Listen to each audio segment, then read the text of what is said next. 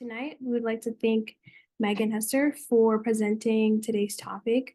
We will be going over the Educational Choice for Children Act, a plot to provide tax cuts for the wealthy through private school vouchers. Our speaker, Megan Hester, has been a community organizer, trainer, researcher, and the education justice movement for more than 2 decades. She's collaborated with local and statewide national coalitions to win policies and resources that advance equity. Thank you so much, Megan Hester, for taking the time. We're going to pass on the baton to you to speak. Great. You have co-host Hugo, so if you want to share your presentation, I think you can do that. I can stop. Okay, great. Yeah, I will. I'm going to share my slides here. Let's see. Tell me, you seen it now? Okay, great. Cool. So thank you guys. I'm glad to be here and talk to you. I'm with the NYU Metro Center, but I'm here as part of a national coalition called the Alliance to Reclaim Our Schools, which is a labor community coalition that involves the teachers unions, SEIU, and a lot of parent and youth organizing groups across the country. And I'm going to be talking about vouchers, and specifically a federal voucher bill that's currently moving through Congress. That very few people know about, and that actually Long Island has a strategic role in helping to stop. So before we get started, though, talking specifically about that bill, I just wanted to check, do you know what school vouchers is? Does anybody know what a school voucher is? Just to get started. I do, but I'm not going to give the answer. You don't want to be that kid. All right, well, I'm going to give you a very simple definition. This graphic really says it all, but basically school vouchers are just taxpayer funded subsidies for mostly for private schools, but they're usually also available for homeschools, micro schools, and education services vendors of all types. But it's basically a way to move government money into private schools. And the bill that is moving through Congress right now does two things that the president is very interested in.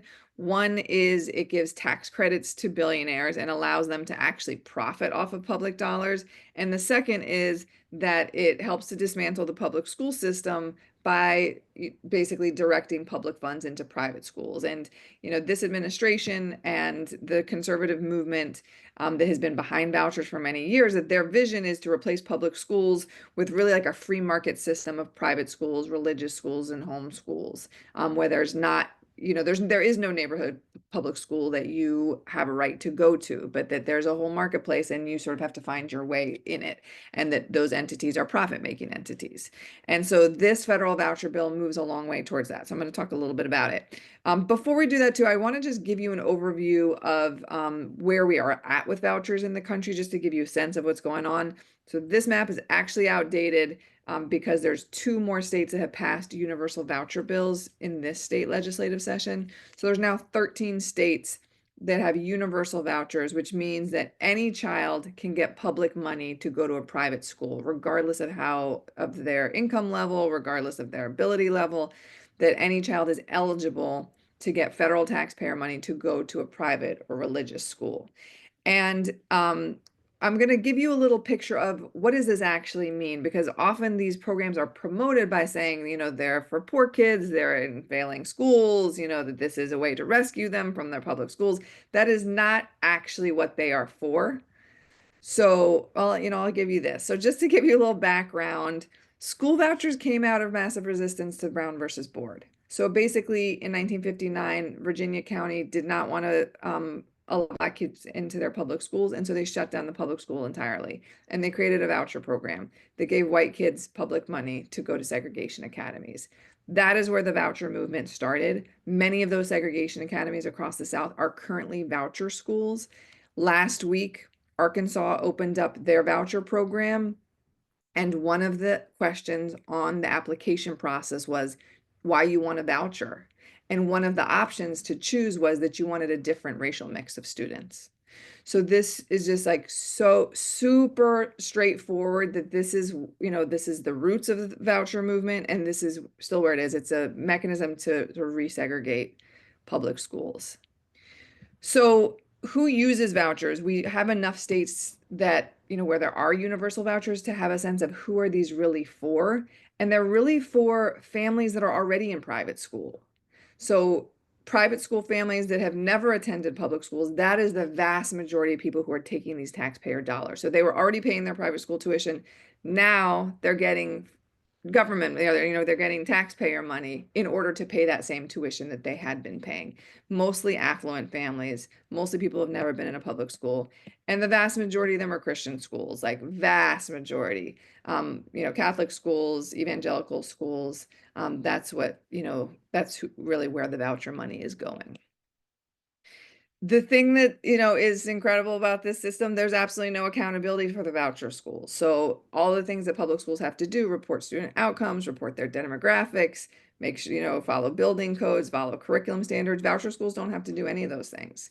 No background checks, no security procedures, none of this.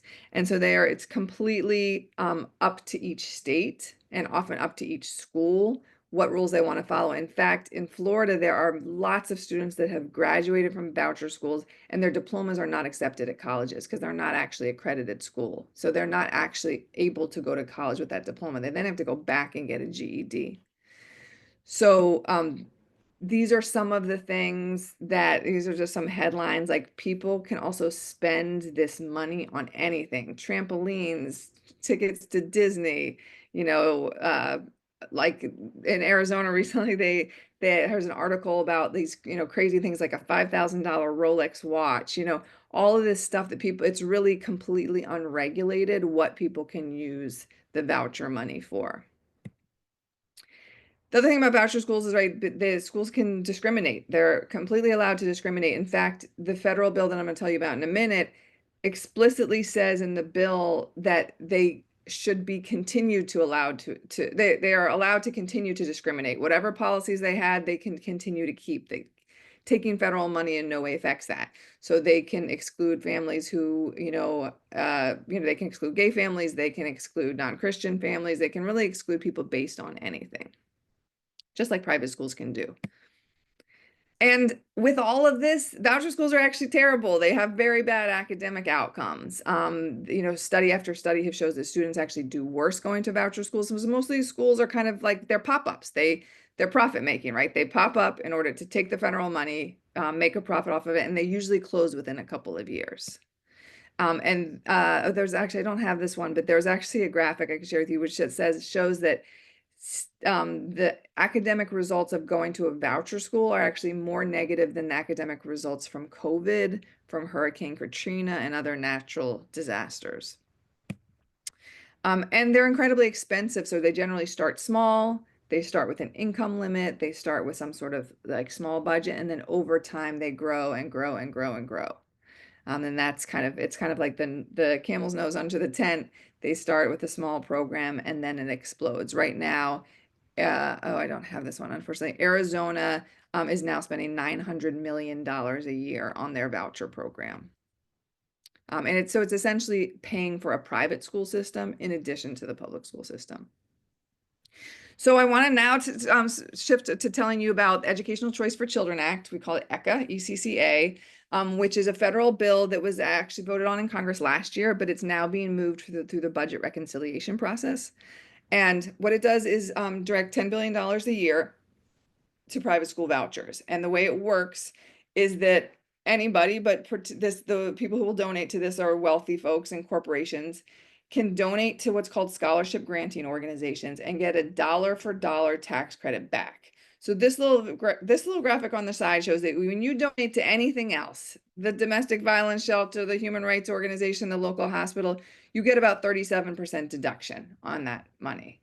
This is incredibly unique. There is no other tax code that allows you to get a dollar for dollar tax credit back. So you are essentially paying your taxes directly in to a voucher granting organization. You get that money back, and then the scholarship granting organization is completely has all the control. They have completely autonomous to decide how they spend that money, who they give it to, how much they give to, what are the criteria. So they could give just to Baptist children. They could give just to straight families. They can do whatever they want with it. There's absolutely no regulation in this bill for how these tax dollars should be spent. And like I said, it's written in there that there is not allowed to be any federal government oversight or restrictions on how they can spend that money. And so that is being, because there's such a lack of restriction, the Republicans are trying to push it through the budget reconciliation process, which is a budget process. So it would pass just as a tax code, no policies, no accountability, no oversight attached to it. So it's incredibly dangerous. And then there's an additional part which is really makes ECA incredibly dangerous, which is that it actually grants a waiver on capital gains tax if people donate stock. So millionaires, billionaires, corporations can go to donate stock and use ECA as a tax shelter to avoid both state and federal capital gains taxes. So that means that billionaires, they can give up to 10% of their income and get not only the dollar for dollar tax credit, but also a waiver on all of their capital gains tax for that. So it really functions as a massive tax shelter. The Institute for Taxation and Economic Policy came out with a report about 2 weeks ago that said over 10 years, it's going to cost about $134 billion in like missing tax revenue, essentially, and about $2.3 billion to states. So, and this is just a summary of like a handful of billionaires and how much they would stand to make, to profit off of this tax shelter, which directs public dollars to private schools. As I said at the beginning, it's like two things: tax shelter and profits to billionaires, and dismantling the public school system, all kind of wrapped up into one. So I wanted to say a little bit about how this is going to affect Long Island, and specifically District 2.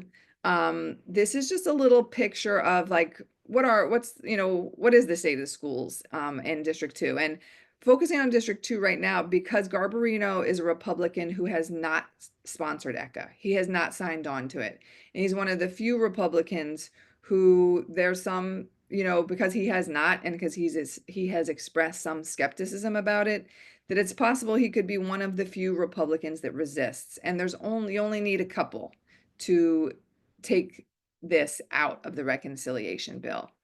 So, but I can also produce these numbers for your district if you're not in New York too. We can look at it for other parts of Long Island as well. But this is just a picture of, how many public schools, how many private schools. 97% of the kids in District 2 go to public school. 68% of the private schools that do exist are religious. That's pretty common everywhere. That's even a little bit of a low ball. Most districts are even higher than that. And you can see this is all this federal money that the district is currently getting, which is not directly at risk from ECA, but ECA is really an attempt to move from giving federal money to public schools to giving federal money to private schools. So it's kind of, the first step. And we imagine that all of these funds will be endangered as the federal government prioritizes giving money to private schools instead of public schools, which then, of course, causes a raise in taxes in order to cover the public school system. Because as the federal government takes the money away, the state and local governments have to replace that. So just looking at what is the impact of ECA. So the way it works is that even if most of the people who use the vouchers are private school kids, even a small number of kids leaving public schools to take a voucher and go to private school takes money out of the public schools, because the school still has to keep the lights on, right? And you still have to staff it, and you still have to do. So if you lose a couple of kids, you lose money, but you actually don't lose much in terms of costs. And so the Economic Policy Institute put out a calculator to show what would be the loss to schools depending on what percentage of kids left. So in the second congressional district, if just 5% of kids left the public schools to take a voucher, that would be more than $81 million the district would lose every year. And I just gave an example of just like one district within the second, one school district, Brentwood. If just 5% of kids, not very many kids, leave, that's $10 million hit for the school district. So a small amount of kids leaving means a lot of loss to the district.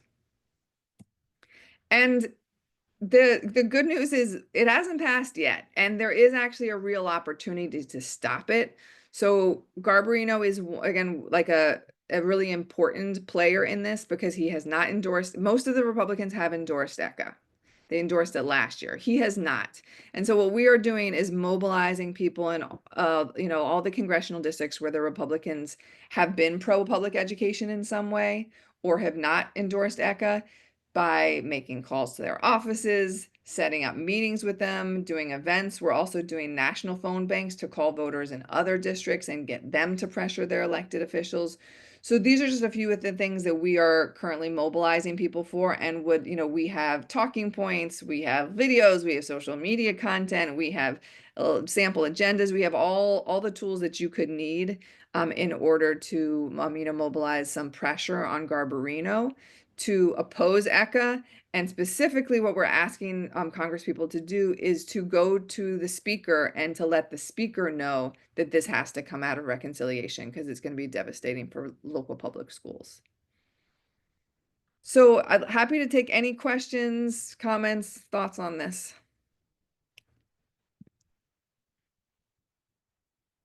And I'll put my email in the chat. So if you're interested, please reach out.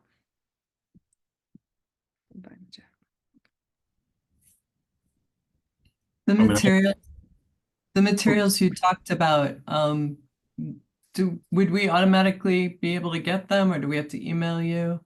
The what? Say it again. The materials that Sure.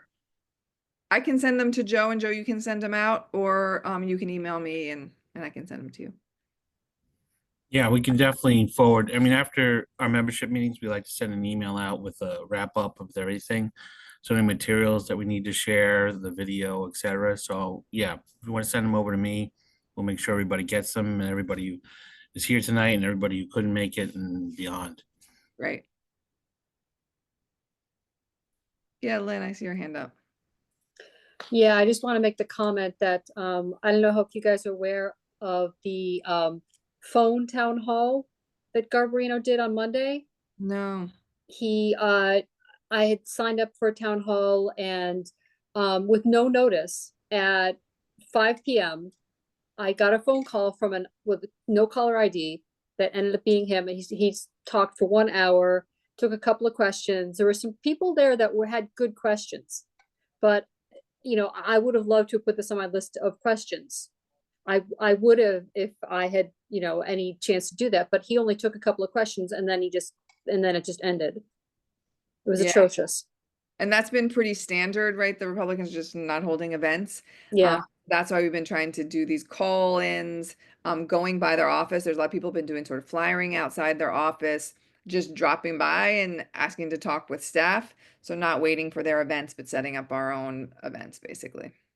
I've been calling, so I will make sure to add this to my call list. Great, thank you. I will say next Tuesday on the 15th, we are doing a no tax breaks for billionaires caravan from Garbarino to Lalota's office. And this will be included in our little packet, because we're seeing a lot of, there's a lot of cuts to pay for stuff, and this falls right into all of that. And if there's a chance to get Garbarino to say no, or even make Lalota change his mind, that'll be great. And I'm also hoping that Gillen and Swazi are not going to vote, for this. I don't know where they are at on that, but there's always that possibility if it's packaged into something that they may end up voting yes. So maybe we should make some calls to their offices and make sure that we are aware that we're watching this and we're watching how they vote. I think that's right. Always for that. Okay. I got a question, and you probably said it, but there's a lot of information I just want to clarify. Yeah. So Wyandanch is a district, part of the district, that school district itself. Charter schools are trying to move in. So even if the family themselves couldn't afford the donation, right? But if someone wealthy within the district did, and then Right. in and of itself, the charter school brings the kids in, because I've heard this scenario where they bring the kids in for the first month, go, oh, Mhm. this is really not going to work out. And then they send the kid back to the public school. Yes, and that frequently happens with voucher schools because the thing is the voucher doesn't cover the whole tuition. So the private school might cost $15,000, $30,000, whatever it is. The voucher only covers maybe 7. And so families get the voucher, they pay for the school, and then mid-year they can't pay the rest of the tuition, right? Something might happen in the school, they might not be able to afford it anymore, and so they end up coming back to the public school mid-year. Oftentimes they have to sign a tuition contract, so they're still on the hook for the rest of the tuition, even though they're not attending that school. And actually, a lot of times they get taken to collections court and get their wages garnished for non-payment of tuition, even though they're no longer attending that school. So yeah, we hear that from the teachers unions a lot, that kids are coming back mid-year after having been at a voucher school. Or sometimes those voucher schools close, right? Because they can't make ends meet. They weren't set up well to begin with. And they end up, the kids end up coming back to public school. And those kids never got, because the school year started, the school did not get the money to cover them That's for right. the education. So now they are back into school. There's no money for them for that. They're not going to turn the kids away. And the school is now underfunded and over, I don't want to use the word overburdened, but overpopulated But for the what their but the cost cost. is, right? Yeah. Yeah. So Yeah. it's almost insidious. Yeah. Maybe it is insidious, not almost. It I isn't. think- Yeah. Wow. So this is it's a lot of good information. Thank you, Megan. Yeah. I'm happy to, I'll send it out to you. And I apologize, I do actually have to get off for another event, but I really appreciate getting to talk to you all. I'll send all the materials to you, Joe, and feel free to reach out to me with any other questions. And we're gonna share this on our social media. We're gonna share the presentation and make sure everybody gets to see it, and then follow up with some actions. Great. Thank you so much. Thank you so much, Megan.